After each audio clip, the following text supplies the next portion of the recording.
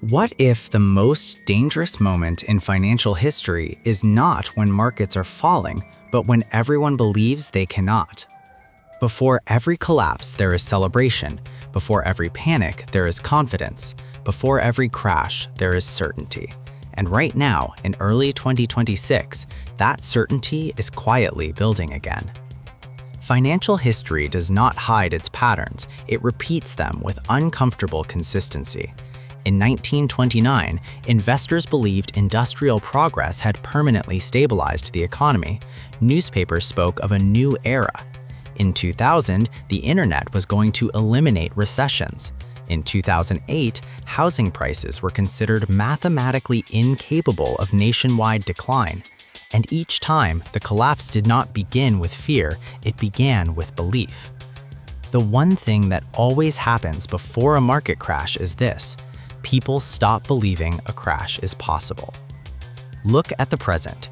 The global economy is still expanding. S&P Global forecasts world growth near 2.9% for 2026. Inflation, which once surged above 8% in major economies, has cooled significantly.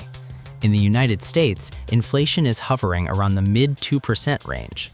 Central banks have stabilized rates after the aggressive tightening cycle of 2022 and 2023. To many investors, the worst seems behind us. But financial systems rarely collapse during visible chaos. They collapse after periods of calm. Global debt reached approximately $348 trillion by the end of 2025, according to the Institute of International Finance. That number represents more than 3 times global GDP. Government debt alone exceeds $100 trillion. Debt does not automatically cause a crash, but it creates sensitivity. When interest rates remain around 3.5 to 3.75%, as the Federal Reserve currently maintains, borrowing costs matter. Every percentage point now has consequences measured in trillions. Here's the uncomfortable truth. Stability encourages risk. When markets rise steadily, investors increase exposure, companies borrow more, governments refinance confidently. Asset prices climb not only because fundamentals improve, but because optimism compounds. Risk models assume calm will continue. Volatility feels distant. And when volatility disappears from perception, leverage quietly expands. This has always been the turning point. Before the 2008 crisis, leverage in housing finance multiplied through mortgage-backed securities and structured debt. Before the dot-com collapse, technology valuations detached from profits entirely. Today, markets are driven heavily by concentrated capital in a handful of mega-cap technology firms. Innovation around artificial intelligence has fueled extraordinary expectations. Productivity gains are promised, transformation is assumed. The narrative is powerful. But markets do not crash because innovation is fake. They crash because expectations outrun execution. In early 2026, markets are not in panic. There have been corrections. The Nasdaq experienced monthly declines. Sudden geopolitical tensions in January triggered sharp but temporary drops in the S&P 500 and Dow Jones. Yet these events were absorbed quickly. Confidence returned. Investors interpreted volatility as opportunity, not warning. That reaction itself is revealing. Another signal before every crash is the narrowing of leadership. When a small number of companies drive most index gains, the system becomes structurally fragile. Diversification appears strong on paper, but capital is crowded into similar positions. If sentiment shifts around those few pillars, the impact spreads rapidly. This pattern is not theoretical, it has repeated across centuries.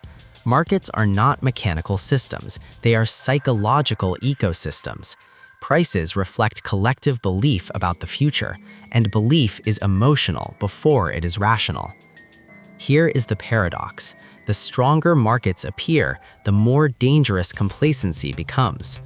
When global growth remains positive and inflation declines, investors assume central banks are in control of economic outcomes and market direction. Policy stability becomes part of the narrative supporting continued expansion. But control has limits that economic history repeatedly demonstrates. Central banks can influence liquidity, not eliminate uncertainty. Governments can borrow, but not infinitely without consequence, and debt must eventually be serviced, while expectations must eventually meet earnings reality. And expectations in modern markets are rarely modest or conservative. Growth projections often assume continuous expansion, uninterrupted technological progress, and stable economic conditions far into the future. Financial crashes are rarely triggered by catastrophe or sudden destruction of value. They are triggered by disappointment that contradicts expectations, earnings that fall slightly short, inflation that proves stubborn, rates that stay higher longer than predicted, or geopolitical escalation previously ignored can all serve as catalysts. The event does not need to be enormous, it only needs to contradict certainty and challenge prevailing belief. That is what transforms calm into panic as confidence quickly converts into fear. Once expectations break, markets react rapidly to reprice risk and uncertainty. Consider this carefully. Markets do not collapse because people are fearful at the start of a crisis. They collapse because people were previously overconfident and overexposed to risk. Fear is the reaction that follows shattered expectations. Overconfidence is the cause that builds vulnerability within the system.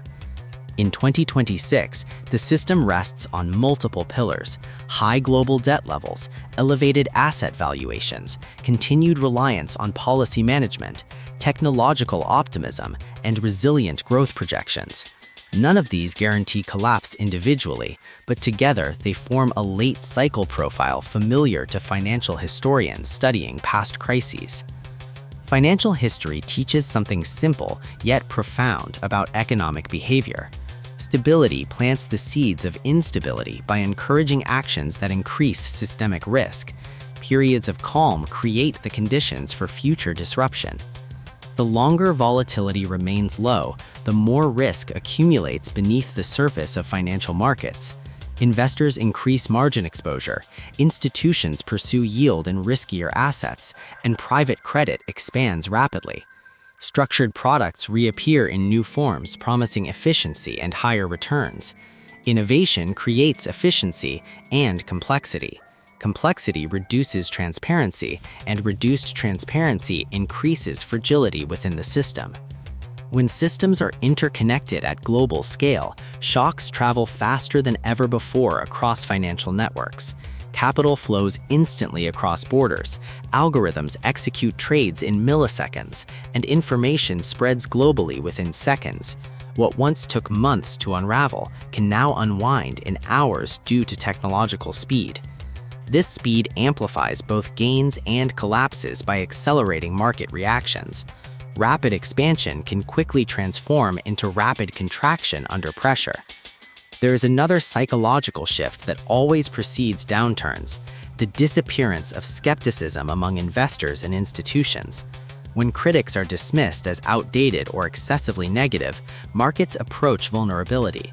Healthy systems require doubt because skepticism limits excess and enforces discipline. When doubt vanishes, discipline fades, and risk-taking expands. Ask yourself this question honestly. When was the last time you heard widespread concern about systemic fragility during a rising market environment? Concern tends to surface only after losses begin and confidence breaks. Human beings extrapolate the recent past into the future, assuming stability will continue indefinitely.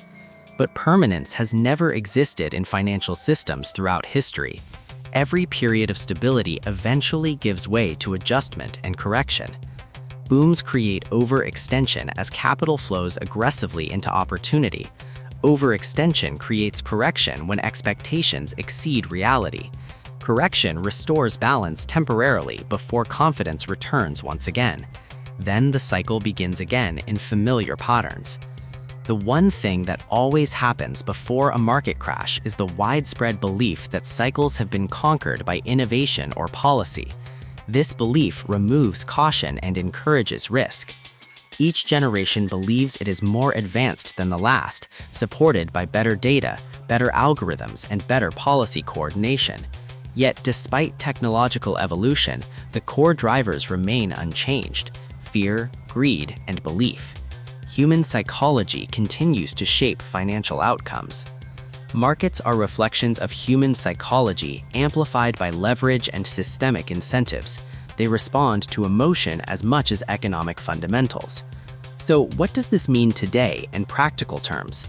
It does not mean a crash is imminent tomorrow, nor does it mean collapse is guaranteed in 2026. It means that the conditions historically associated with vulnerability are visible again. Elevated debt levels, concentrated gains, policy dependence, optimism surrounding transformative technology, and the belief in continued stability shape the current environment.